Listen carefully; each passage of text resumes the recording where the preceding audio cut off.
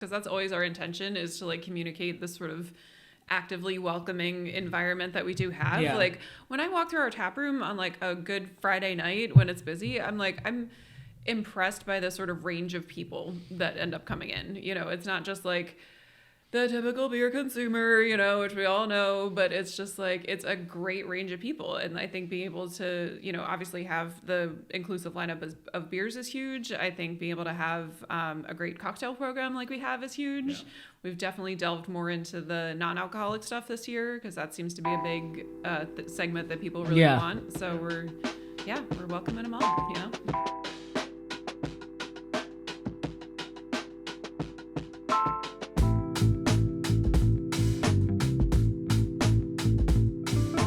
Welcome back to the BrewedAt podcast. I'm your host, Richie Tevlin, and we are joined by Love City this week. So Melissa and Kevin Walter, welcome. Yeah, hey, thanks for having us. Yeah, this is it's cool to have you guys on, because I mean we talked about like kind of having, you know, different names of breweries on, but like beyond the fact that it's Love City, you guys by yourselves have both become kind of individuals within the beer community in Philadelphia. So I think like, you know, we can get into kind of your guys' story. I mean, I think together, kind of starting off like what Love City is, but then breaking off kind of like what you guys do individually for not just Love City, but for the brewing community in Philadelphia, I think would be awesome to hear about also. Cool. Yeah, cool. totally. We definitely have our own, like we're obviously, you know, together in this company, but we definitely have had our own journeys for sure. So for sure. Yeah.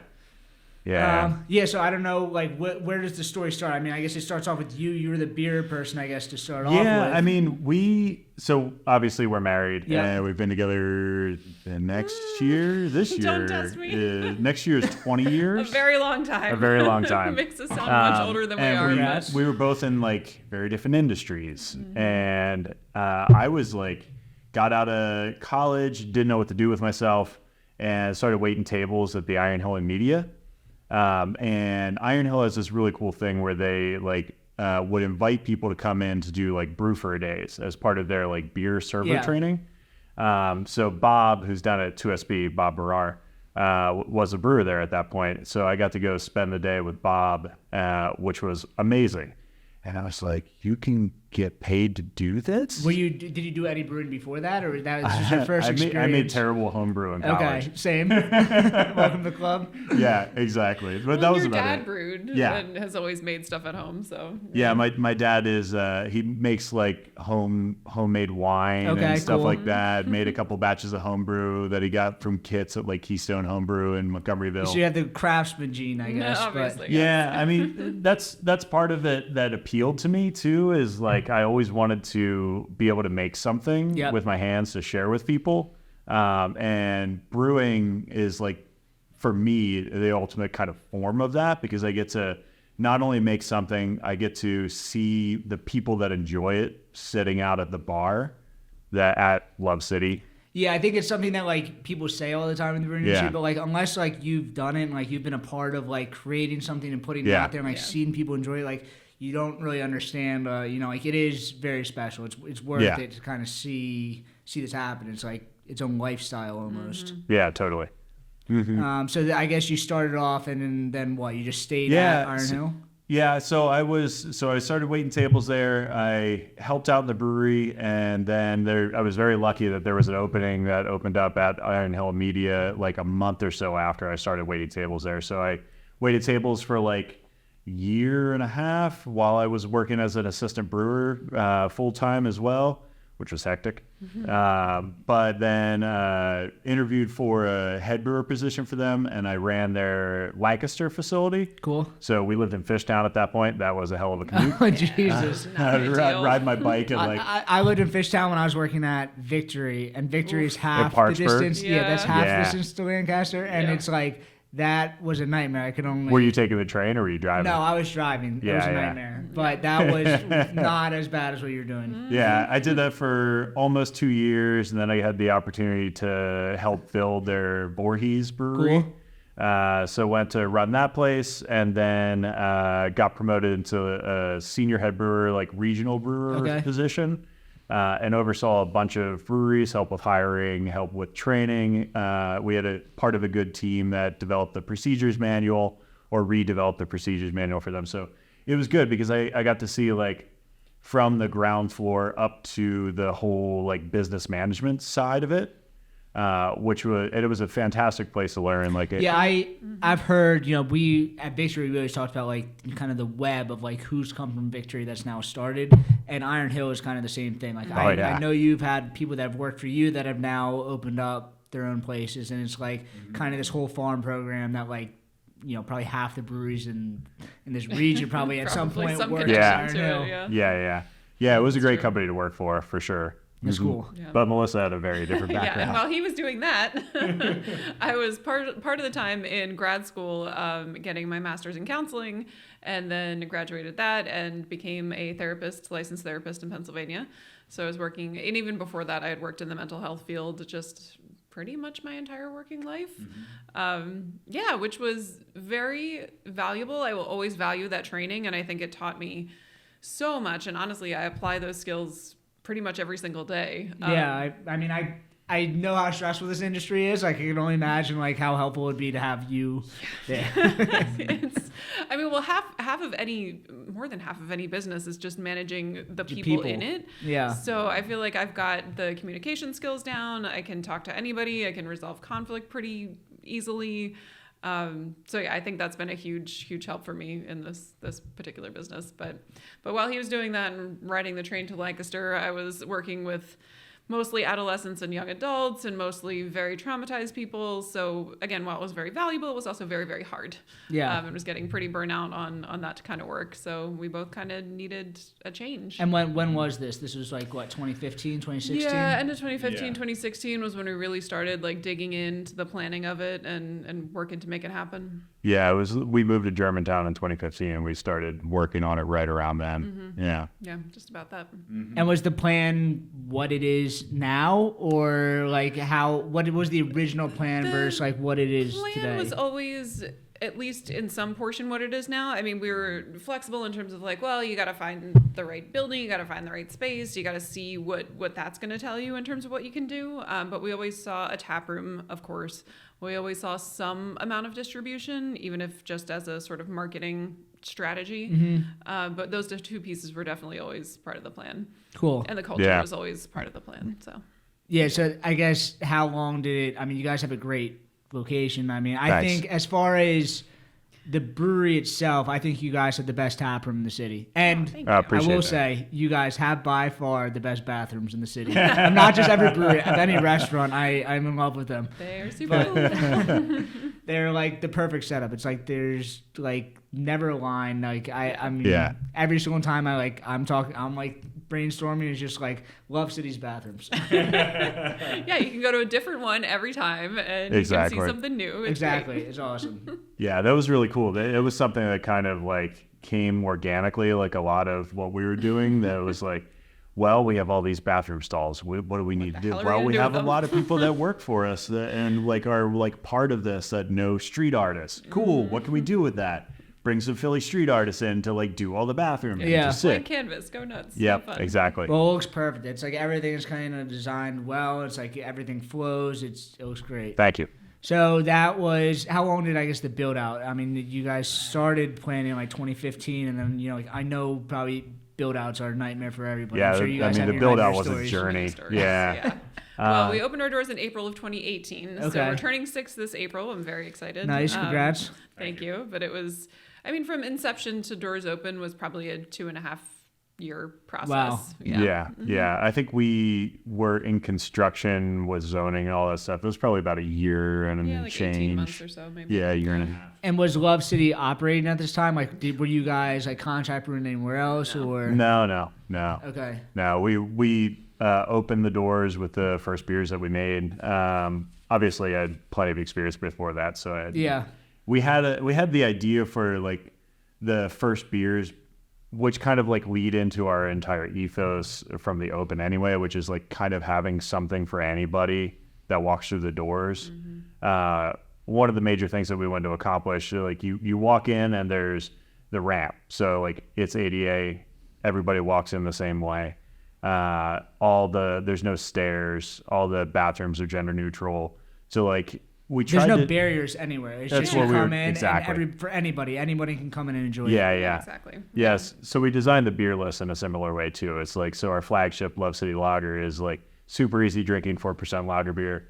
If you've never like drank craft beer, you can come in and like, oh, what do you like? Miller. Cool. Okay. Yeah, this is going to work for you. This is a really good, well-crafted American-made like craft lager beer, but it's going to fit in your wheelhouse. What do you like? Hazy IPAs. Cool. We've got Eraserhood. Like, what do you like? Guinness. All right, cool. We've got Sylvie. So like, we wanted to be able to like have the beer list be as accessible as the space, which is really important to us. Is that what, like, as a brewer, you probably, you know, in your mind, like, you have a kind of a style that you're working with? Is that kind of like what you were doing at Iron Hill and you kind of brought that? Or like, was that like the way that you are making beers? Is that how you think about it first and foremost? It's just like, I want to make this approachable. Here's this style. And then I just make this beer that kind of fits into that mold. It's a lot of that, but so Iron Hill was very good at brewing beers that fit very well into defined like beer categories, and I feel like that's one of our strengths as well. But those beer categories and like historic beer styles exist because that's the things that were the most popular in those areas. I mean, you see it, like Iron Hill wins every single GABF award in every single category. So I guess they're just like very category specific and they're like brewing to that style. Yeah, and like those styles exist for a reason. Those styles exist because the regions in which those things came up are like very passionate about those types of beers. So like, it's going to be hard to find a Dortmunder that's as good as like some Dortmunders that you find in Dortmund. Yeah. And so like, But we do okay, right? Yeah. Like we do okay. So, like, This is awesome. Yeah. So that plays to the accessibility to a certain extent, like being able to like really hone in stylistically on things, but also with like beer, like American beer styles and beer styles in general, like changing so much over the past like 2 decades, especially the last like 5-10 years, being able to like paint outside the lines too, I think is incredibly important. Been able to do because you have the foundation. Exactly. That is there. Exactly. It's like these classic beer styles come in, and craft beer kind of like flipped everything on its head. Where like now craft beer is its own almost category, where it's like this free flowing, like you kind can of put whatever you want in it. Who Exactly. cares? It's all good as long as it tastes good. Honestly, like if it's what people want and it's what people want to drink, and you know we have fun making it, then hell yeah, let's do it. So do you guys have like a specific drink?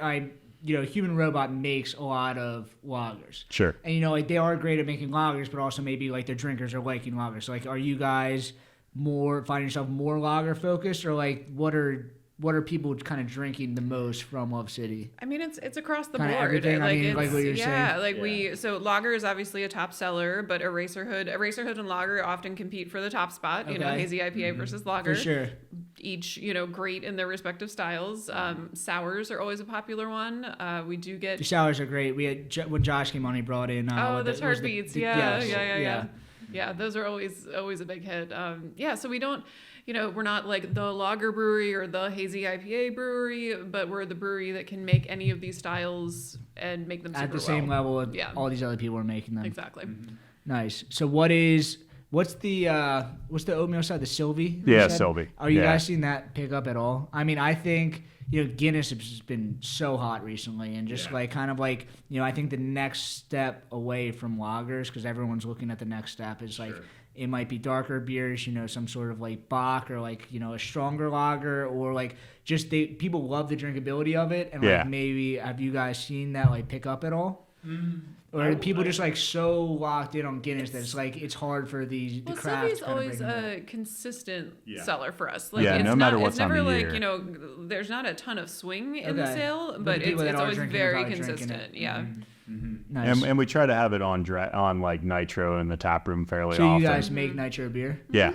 That's awesome. Mm-hmm. There's probably 5 places in the city that make nitro beer. Is it that rare? Like I just don't think of it It's as a pain being in that the butt. rare. Yeah, I know that Yes, much. they have the tanks that are higher rated and everything. Yeah. Attic does it. We so at the Boozy Mutt we got whatever Attic's nitro Nice. stout was. It was really good. Yeah. They do great work. It's really good, Yeah, they're one of these places that are like popping up. They're like, I mean, I don't think they have the brewing size that you guys. I want to talk about this also. Like, you guys have a large brewing system. Yeah, it's a 20-barrel brew house. 20 barrels. So I'm starting up. I'm contract brewing because like I don't want to go through all this. Because And you then know how there's expensive that most is. of the people that are coming up are doing the same thing that I'm doing. Where like Yeah. they see the cost of opening up, and it's just like they're not doing that. Where you Sure. guys went through this process. You guys didn't just get a 10-barrel system or 15-barrel No. system. You guys went and got a giant system, and it's it's made you guys unique. You guys can make like these beers that are like very consistent, and sell it throughout the entire region.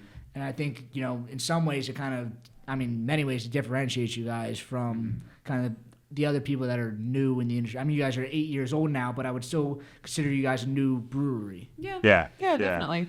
And you're right, it has allowed us to kind of keep that core lineup of beers consistent, which has been hugely helpful for distribution. Bars and restaurants want to know that they can have, a lager that's their go-to or an IPA that's their go-to. So being able to do that consistently, I think has been really helpful. And you guys are self-distributing? Yep. Cool. You guys have always been doing that? Yep. Yeah, from the beginning. Because It you're was never getting something- out of a distro contract once you're in it.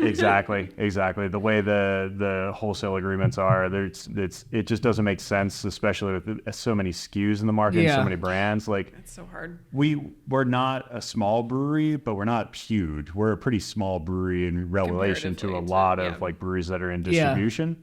So it would be very easy to get lost in a portfolio. I mean, how difficult is that? I mean, is it just you guys running the show there? Like what is involved with? I mean, you're taking on your own we have distribution. a great team, who like manage a lot of that stuff with us. So like Mo, our sales director, she's phenomenal, and she and Coleman are out there Yeah. selling and doing the FaceTime with all the accounts Cool. and keeping that up. And then we have two delivery team members, Owen and Kevin, who are out there driving the box truck every day, just driving around the city and throwing kegs into basements. Yeah, and they love like interacting with the the accounts best. and everything. They have a blast out there delivering beer, and like our sales team hears about like the delivery guys all the time, which is great. In a good way. Yes. In a They're great like, way. we love those guys. Exactly. They're so great. Exactly. Yeah, So it's like an extra salesperson. exactly, essentially. exactly. Yeah. I swear they help us keep accounts. That's good.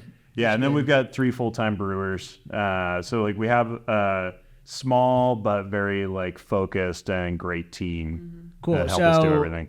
Hannah is your head brewer.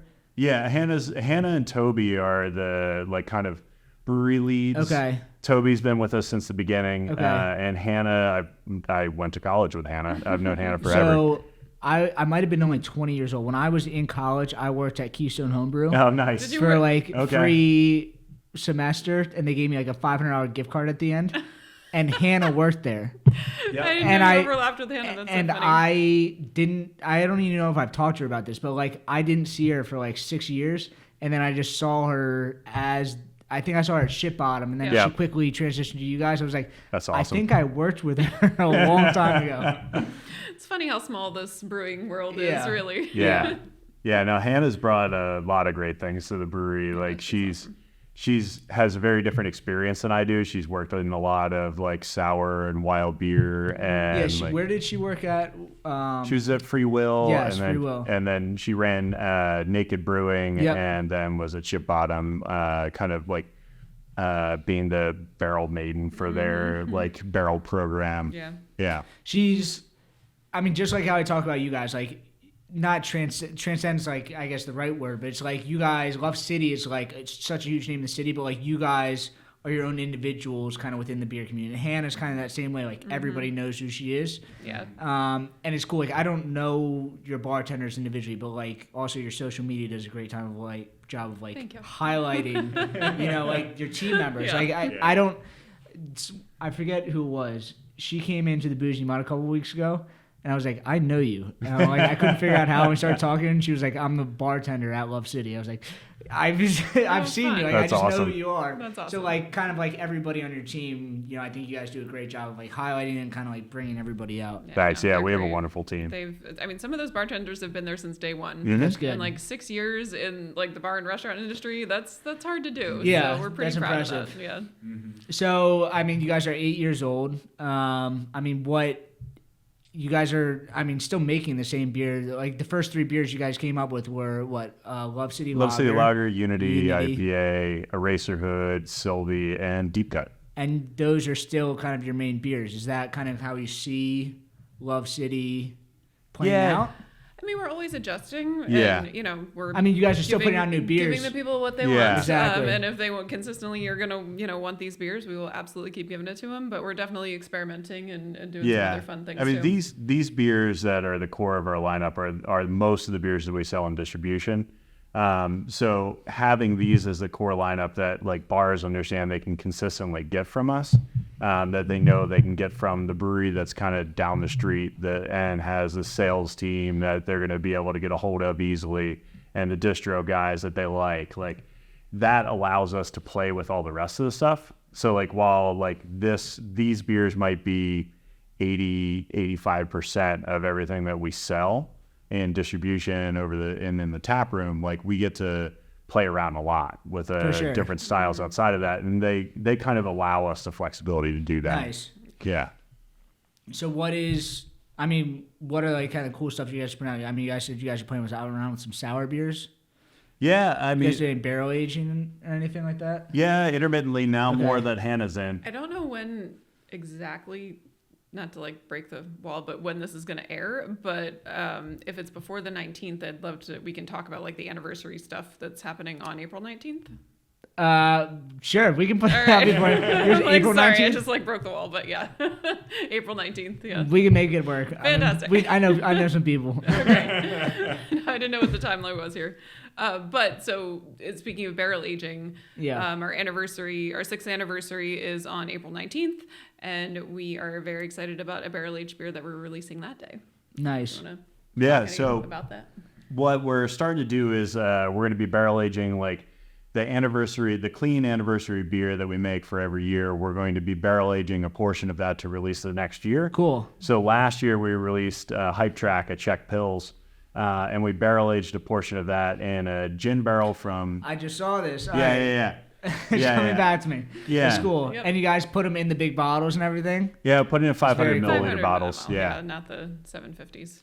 No, but it is very cool. I think, the industry is almost like, in 2010, 2015, like people were putting out like kind of like the corked bottles and all these different things. And like, you kind of saw that go away, but like everything is cyclical in this industry, and like everything kind of comes back, and like you guys are kind of like coming back kind of as that maybe. Yeah, I mean, it's a special occasion beer. Definitely. It's something you can save, and it's like it'll age well. So it's also something we're mostly going to keep in house. Yeah, totally. And that's something we saw the last time we did this was a few years ago, and we bottled a couple different like funky beers, which turned out really great. And we offered them up a little bit for distribution, but like ideally like a beer like that is more esoteric and is something that like really should have a beer server who understands what they're like selling. Yeah, you don't need to have it sit on. Yeah, exactly. So like store somewhere, like we offered a little bit up for distribution, but like it's a tough sell for something like that, understandably, because they sit on the shelves a lot of places. But when our staff, who's great at like describing things and they like enjoyed the products themselves, like when they had the access to sell them, we sold the crap out of those barrels, those bottles in house. Yeah, absolutely. Yeah. So have you had the chance to taste this one yet? Yeah, it's tasting great. It's like gin is not a normal barrel that you're aging stuff in, but I guess with the Pilsner, like that's not something that you're normally aging with, and kind of like the bitterness of it probably.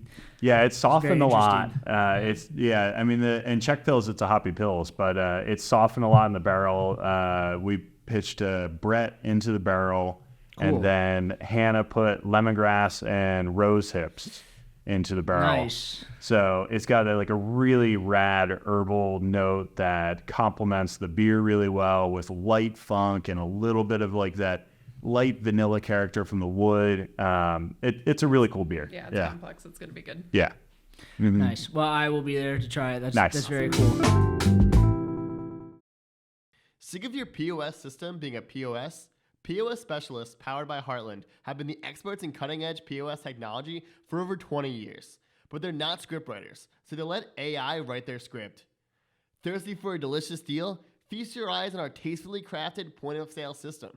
From order up to cash out, this POS is the coriander spice your brewery needs. It'll have you saying, Prost. Yikes. See? That's why they have a 24/7 live phone support, not chatbots. Their experienced project managers will program your POS, train your staff, so you can just focus on the beer and not worry about the AI. Ask about their free processing options, handhelds, and online ordering.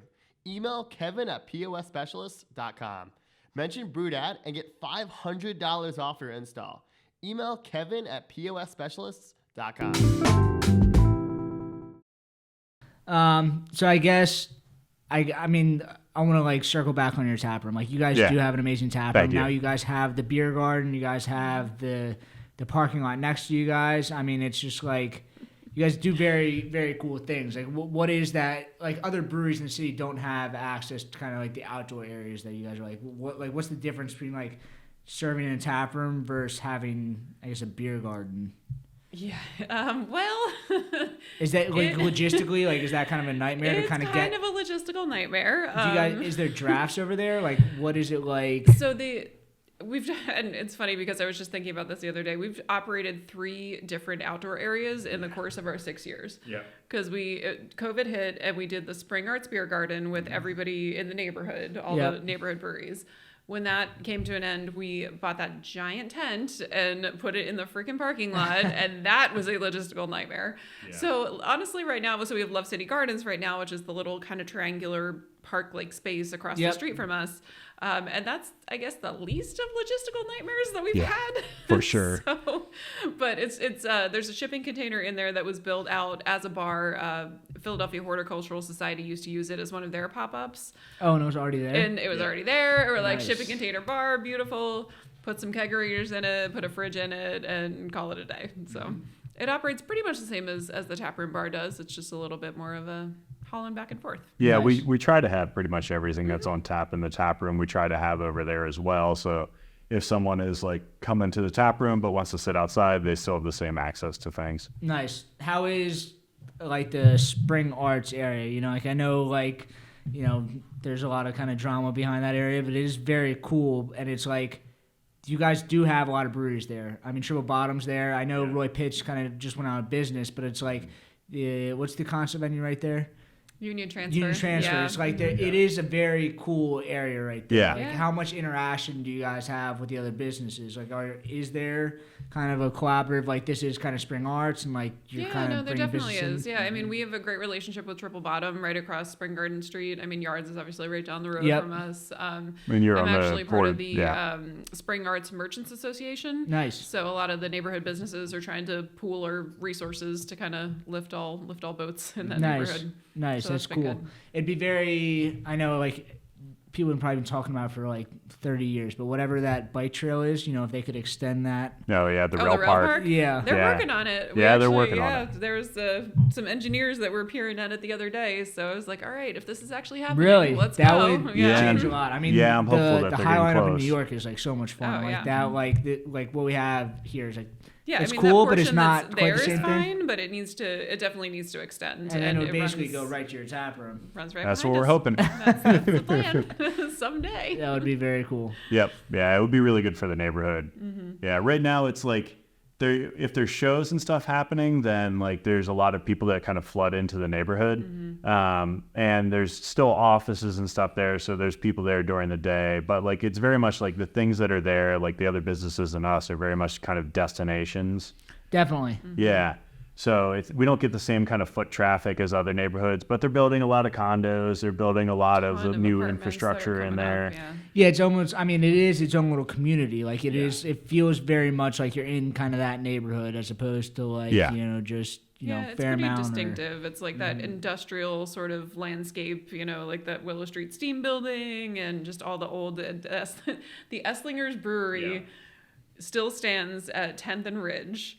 But it's now the Esslinger Soap Factory. I mean, it's not actually called that, but now they make soap and chemicals there. But it's so cool to be like, a block away from a really cool historic Philly brewery. And it feels like you should be drinking beer there. Like we talked about the last episode about like Pittsburgh feels like a city you should be drinking beer, and like you drive in a city like I need a beer. Like when you're in the Spring Arts area, you're like I need a beer here.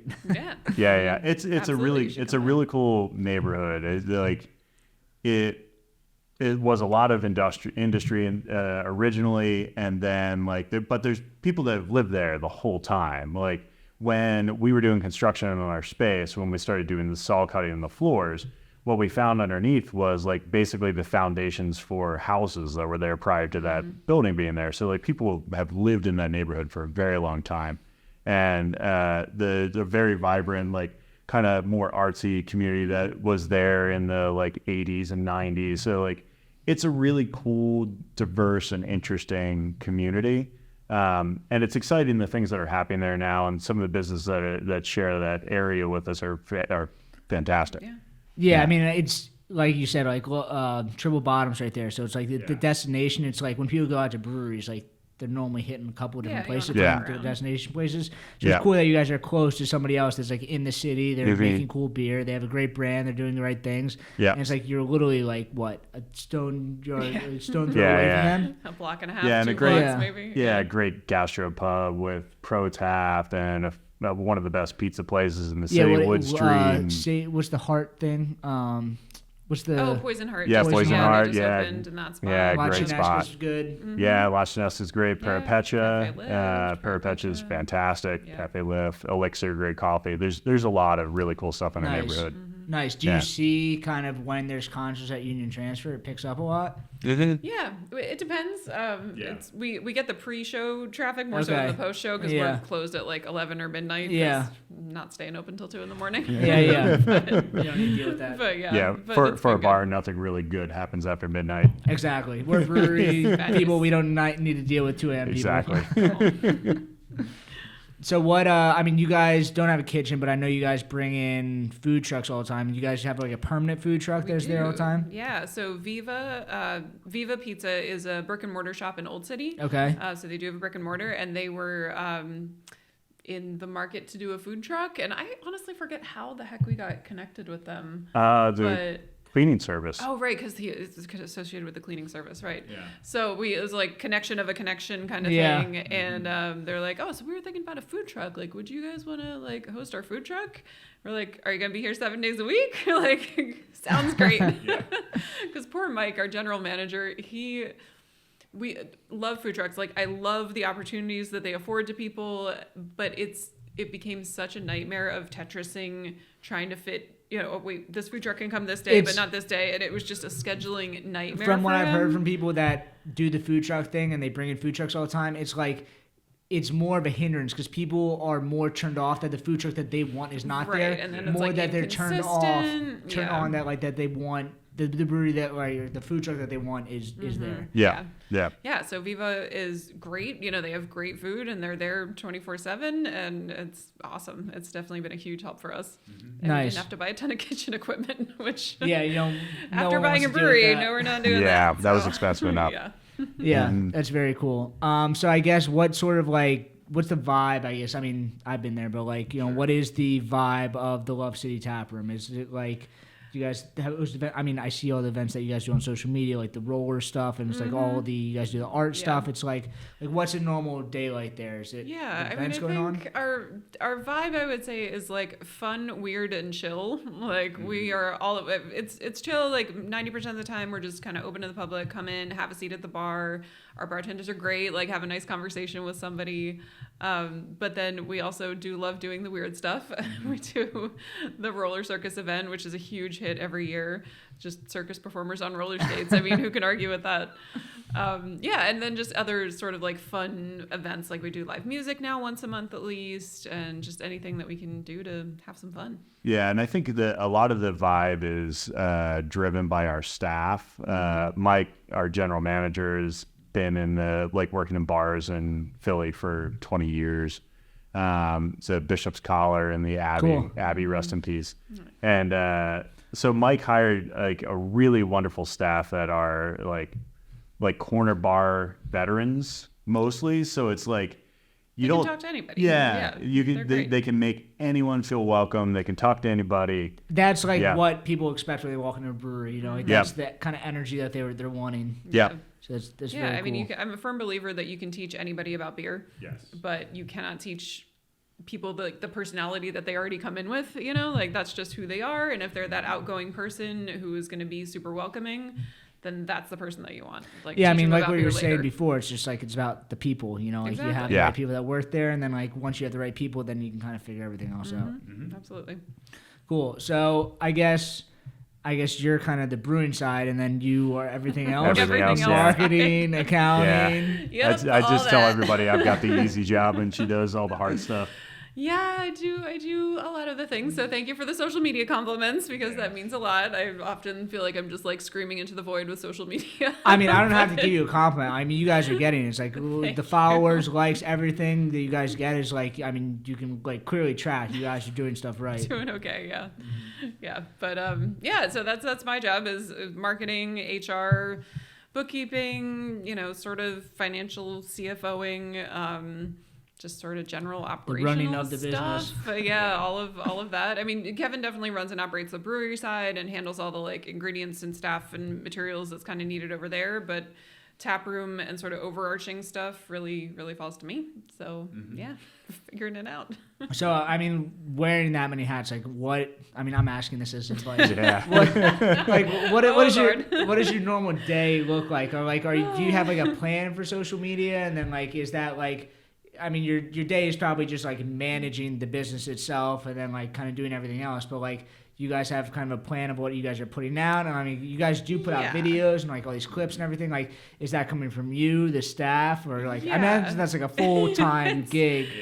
Just It's a lot. coming up with unique stuff to happen. Yeah, I have in my schedule anyway. I have just like social media day where like I sit down and I like plan out the next at Get least like the that next side week. of your brain active, and then Yeah, exactly. Like at least the next week, but hopefully the next 2 weeks, so I can at least have a template of what we're talking about. And then from there, I can just kind of like slot it in and write this caption and that caption and whatever's needed. And actually, Mo, our sales director, and Coleman, our sales rep, are a huge help when it comes to getting content. So they're always helping with photos and videos and running around the neighborhood to get the shots that might be needed. Yeah. Yeah, and Hannah did a lot of that previously. And Hannah's hugely So helpful Hannah with that is too, and always will send me like, photos and videos, Exactly. which is great. Yeah. Cool.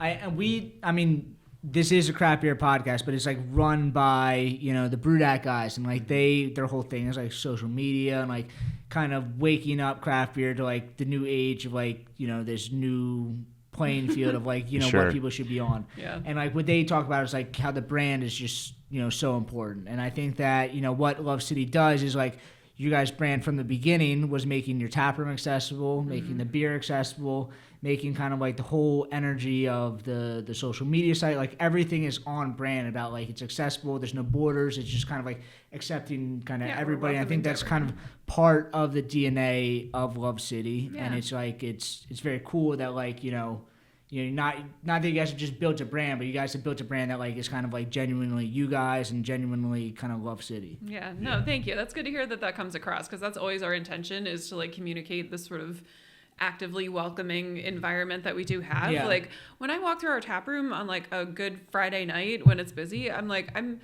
impressed by the sort of range of people that end up coming in. You know, it's not just like the typical beer consumer, you know, which we all know, but it's just like, it's a great range of people. And I think being able to, you know, obviously have the inclusive lineup of beers is huge. I think being able to have a great cocktail program like we have is huge. Yeah.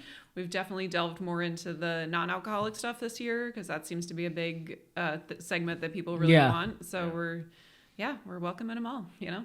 Just pushing kind of everything. And like, I feel like, you know, almost like pushing the fact that like you are a female owner, you know, like it's almost like I don't want to just like shove that in everyone's face, but like you've kind of shown that like, you know, with you guys and Shipbottom kind of like being so close and like you were, I just found out 25 minutes ago that like you're no longer on the board at the Brewers of Pennsylvania, but like you kind of been like a leading charge kind of over the last couple of years of, you know, making craft beer more accessible to everybody. Yeah, totally. I mean, it's kind of who I am. I can't help it, you know. Like my career in mental health has really instilled the need for people and intentional inclusivity. Yeah.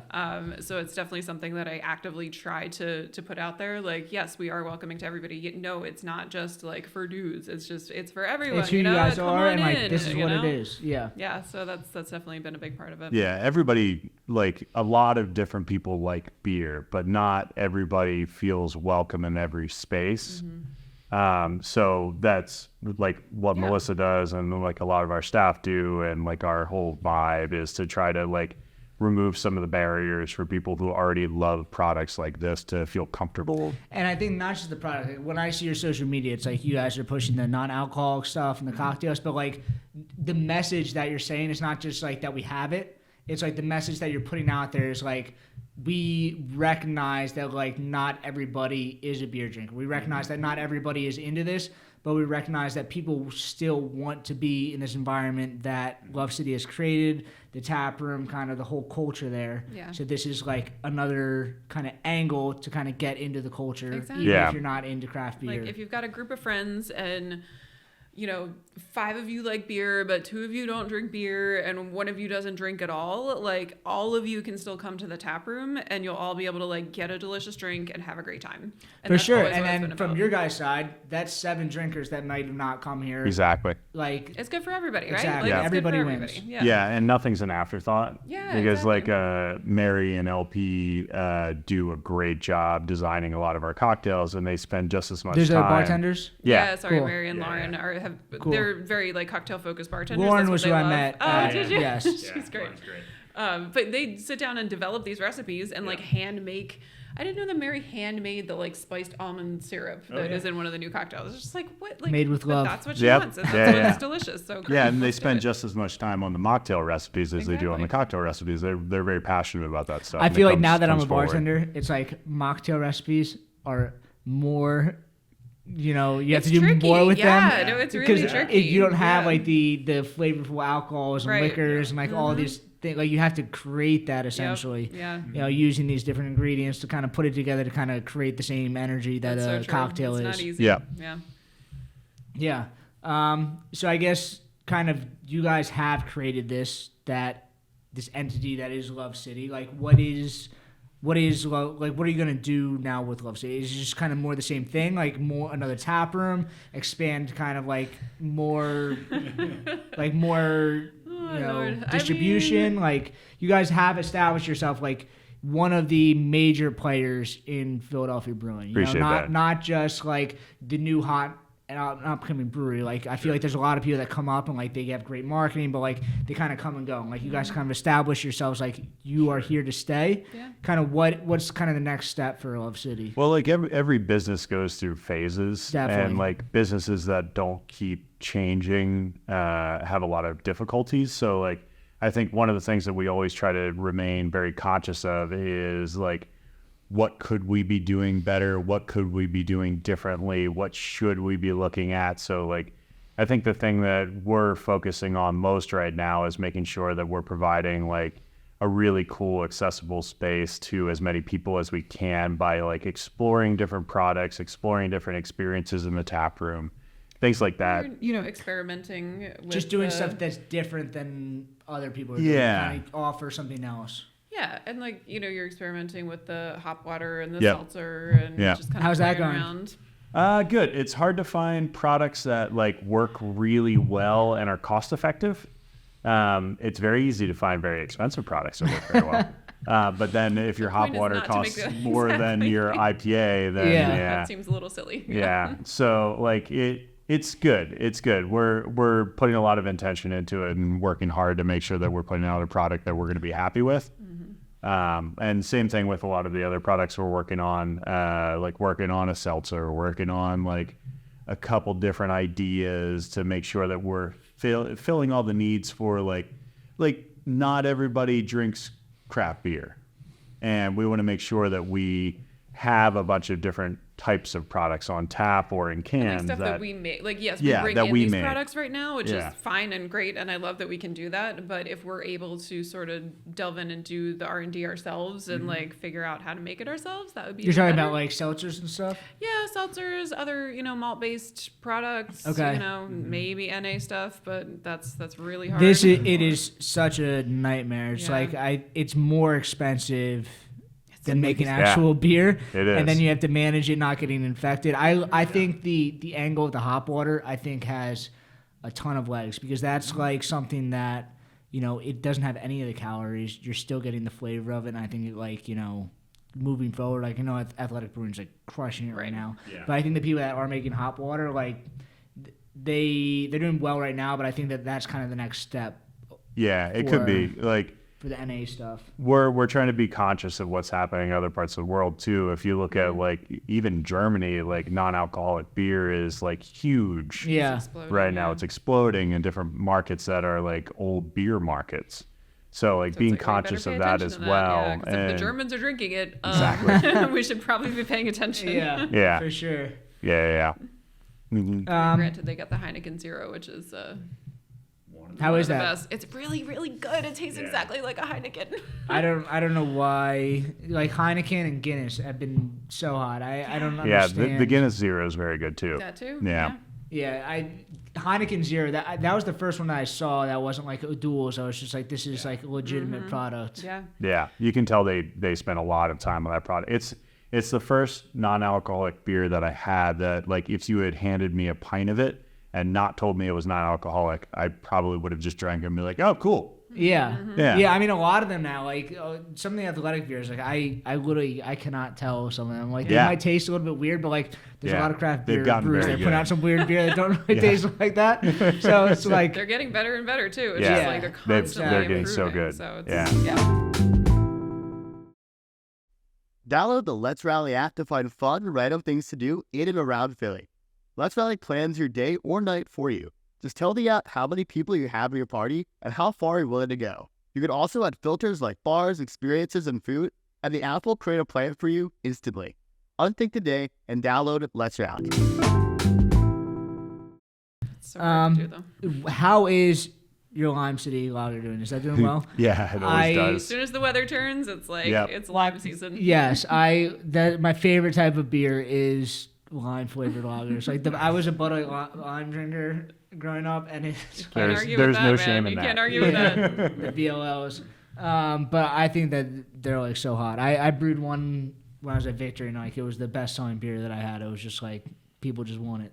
It's Yeah. just like It's perfect. as soon as it gets warm, like that's all I want to drink. It's like it's fruity, it's crisp, it's flavorful, it's Just a hint it's of amazing. salt. Hint of salt. You got a little salt in there? Yep. Yeah, just Nice. a little like pink salt.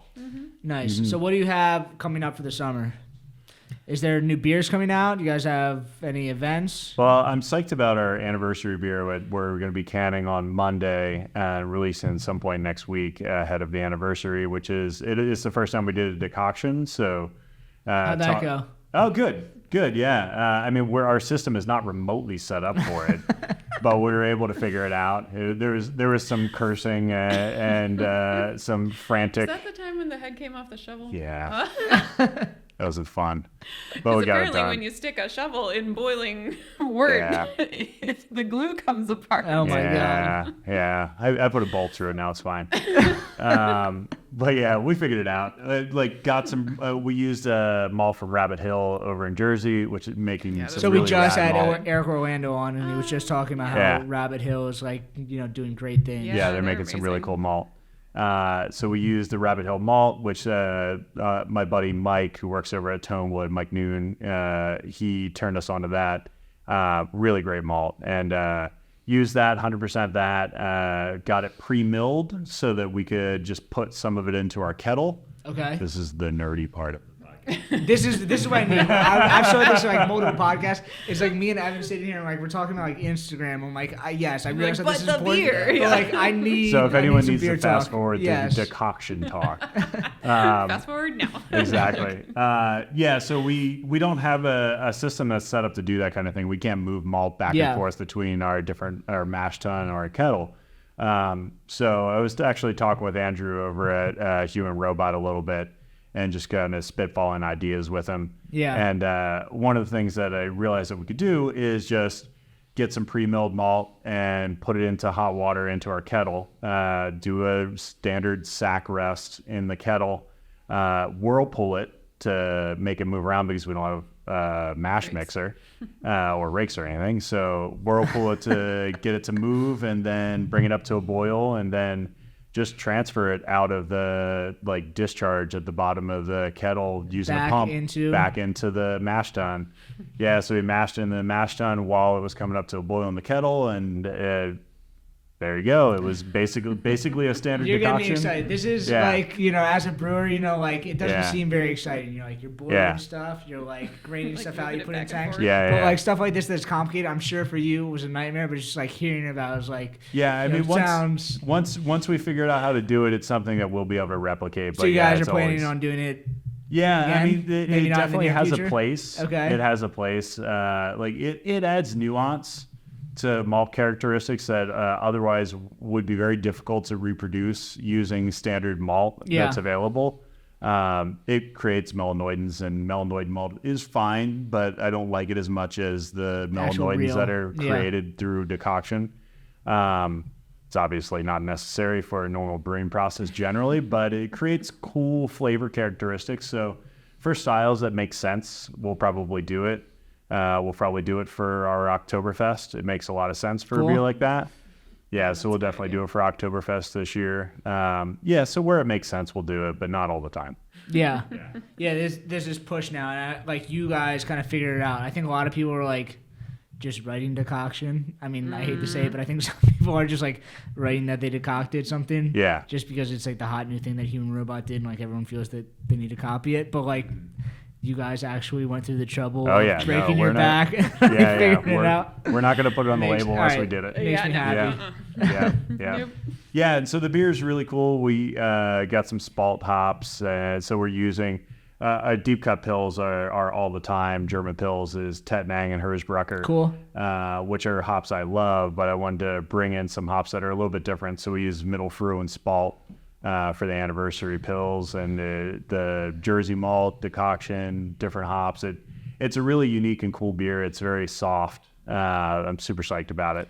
So that's coming out soon. We're also going to be doing more pale ales this year. So like 5 to 5.5% hazy, not hazy pale ales throughout the rest of the summer. So my first beer I'm putting out, I mean, I haven't even announced my brewery opening, but like I've already had the recipe. It's like it's going to be a pale ale. It's like I'm anticipating like this whole lower ABV. Yes. People are tired of hazy IPAs and higher ABV stuff, so I'm just kind of like hoping that I'll hit it like right in stride when you guys are putting stuff out. It'd be cool. I mean, it feels like there's fatigue in the market, but like Eraserhead still sells like crazy. I mean, I think we're so plugged in the market, like we see the nuance of stuff, and it's like, it dropped 2%, like things are changing, like it's still like IPA is like what 60% of the market or something. Like it's tough because like it's hard. Keep rolling with the IPAs until otherwise noted because it's not changing anything. Yeah, it's hard to read the tea leaves on something like that too, because if you're really looking hard at it, you also see that there's a lot of people putting like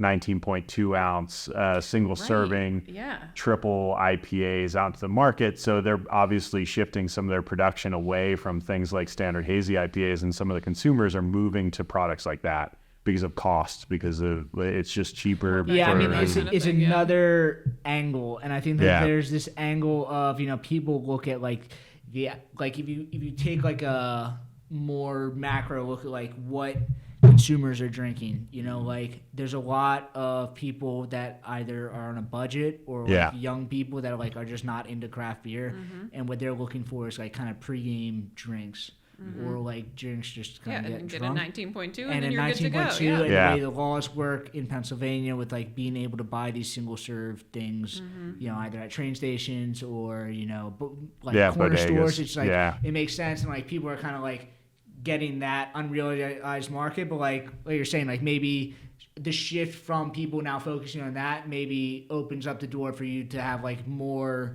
kind of take over the market of like people are shifting, but like they didn't need to shift because there's still this market for the IPAs, the lagers, and anything else. We try not to get too caught up in it, because like the and this is something I learned at Iron Hill, which was like, we were just selling beer over the bar at that point, and we do a lot of that obviously at Love City.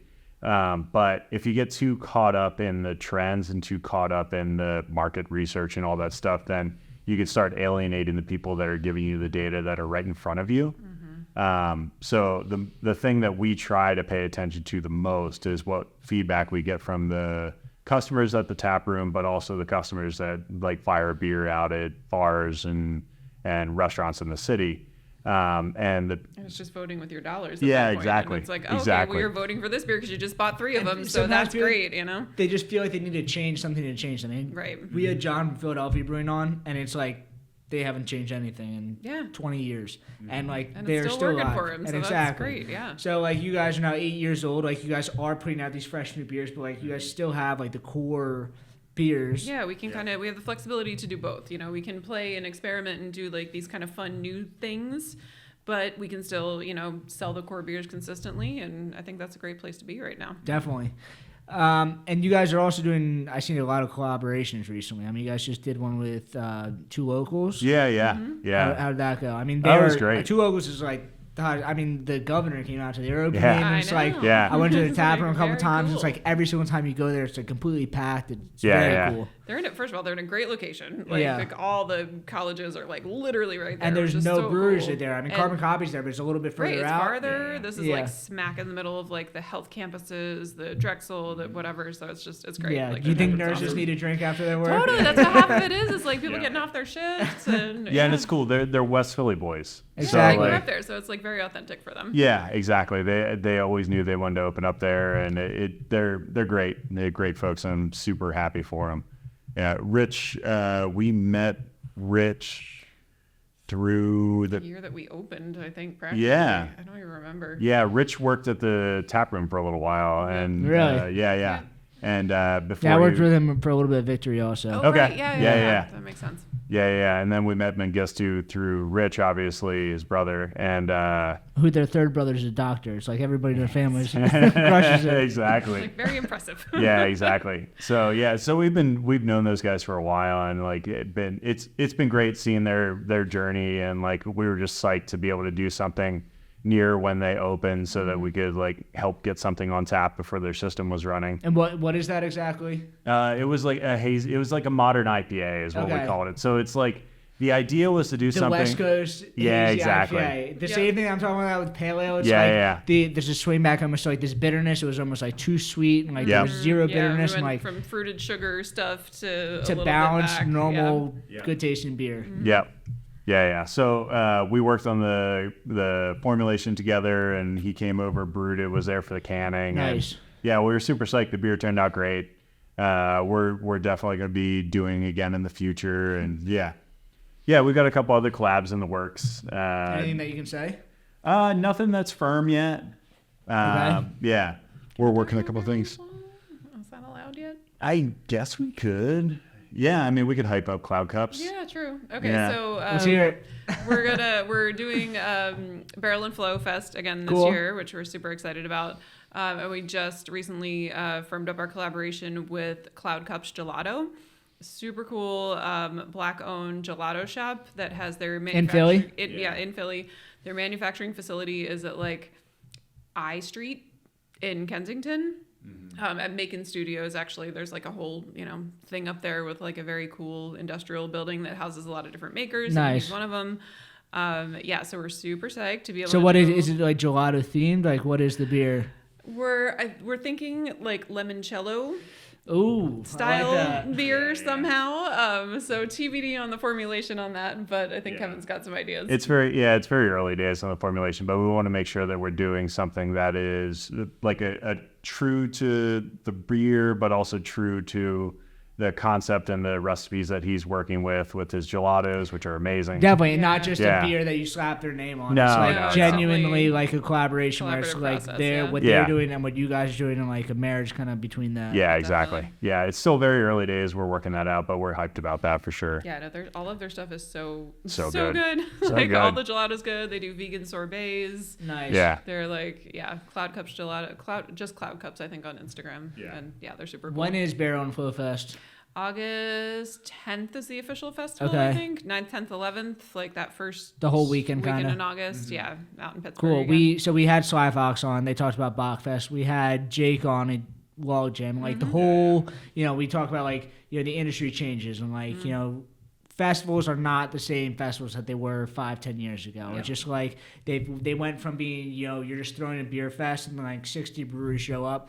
You get like a little glass thing. You wear the pretzel necklace and then you drink like 80 barrel-aged beers and like you're just wasted, but nothing actually happens. You're just like drunk standing there in a parking lot. Yeah, exactly. in a parking the lot sun. or mud, and Right, Yeah. or mud. Yeah. and you get completely roasted by the sun. Yep. And it's now changed into like not parties, but it's like these focused Yeah, festivals it's gotta that be an actually have a experience. topic and Yeah. it's an experience, and like it is like more of an organized thing. I think Meredith is doing a great job in the city doing that, and like you're seeing kind of festivals like Barrel and Flow. I mean, the goat races have been around for 20 years, but like you're seeing like the festivals that are standing out are like making themselves unique the same way that like a brewery needs to stand out and like create his unique brand. Like the festivals are almost its unique thing as Yeah. well. When I started in the beer industry, there was, I think, 1,500 breweries in the U.S. or something like Yeah. that, or like 1,250 or something, Yeah. something like what a that. time. and like there's probably going to be over 10,000 this year or something like that. So like back and like I only started 15 years ago. It's not like a insane, crazy the amount of growth, time, yeah. but like back then, if you opened up a brewery, people were just going to come and you would be busy. And now with 10,000 breweries and all this beer on the market and so much choice and so many good things, it's like you need to do something. So the festivals are a great example of that. There needs to be a reason for people to come out for these things. They can't just be, well, all the breweries in the area are showing up in a parking lot during in a 90-degree like July day. There's still people need to have a festival for brews. I think like the passion for craft beer is still there. Yeah. It's just they were tired of the same old thing over and over again that just wasn't cool. So when people put stuff out, that is kind of like their definitive thing. Like everybody's kind of latching onto it. Yeah. Yes, I guess you guys have been doing that for the last couple of years.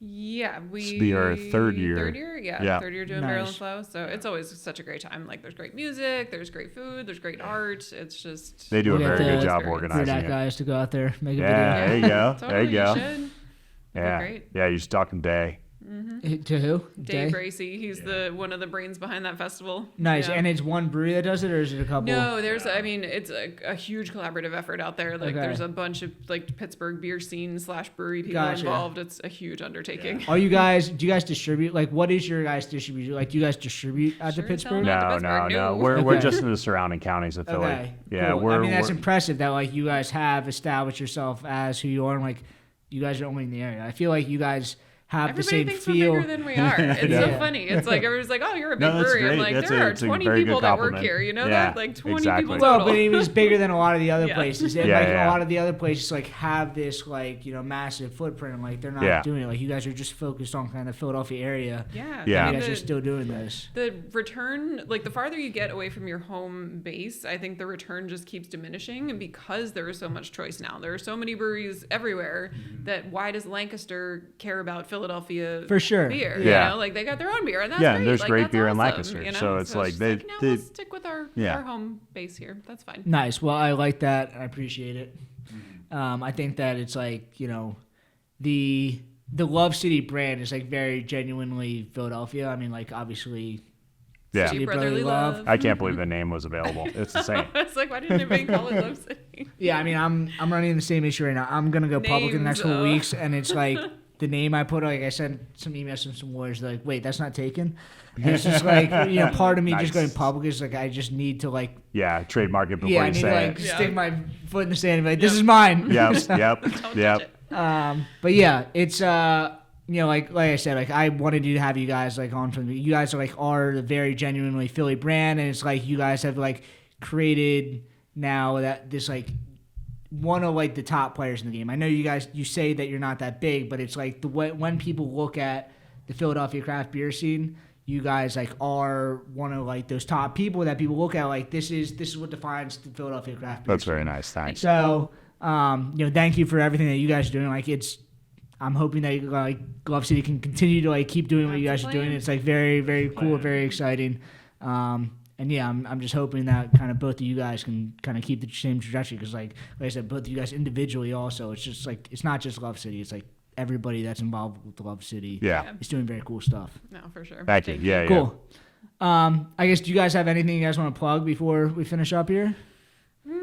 I mean, you have the anniversary party. Talks about Barrel Flow a little bit. 19th? Yep, Yeah. April 19th, we're having our 6th anniversary party, releasing those 2 beers that we talked about earlier, the Barrel Aged Pilsner and the New Pilsner. Cool. Yeah, Harmonic Motion. Decocted Pilsner, very excited. And we're just, we always use these parties as just an opportunity to just say thank you to all the people that have supported us. Yeah. So you can expect lots of giveaways and prizes and games and fun stuff. So hopefully people can make it out. Nice. And we can follow Love City Brewing on Instagram. Brewing on all the socials. We're on TikTok. We're on Instagram. Nice. We're on Facebook still. We're on Threads. I think I've given up on Twitter/X. Yeah, whatever that is now. That's it. But yeah, and lovecitybrewing.com is our website. So. Cool. Well, thank you for coming on. You can follow us at the BrewedAt podcast, at BrewedAt. And yeah, I mean, hopefully, we can have you guys hand on. I mean, I want to kind of keep our relationship together. I mean, you guys are doing cool stuff. So I want to keep keeping that Appreciate fresh. that. Yeah. Love to keep having you on. Sounds great. Yeah, thanks nice. for having so us. You can have us check us out in 2 weeks. But thank you for All right. coming on. Appreciate it. Cheers. Yeah, thank you.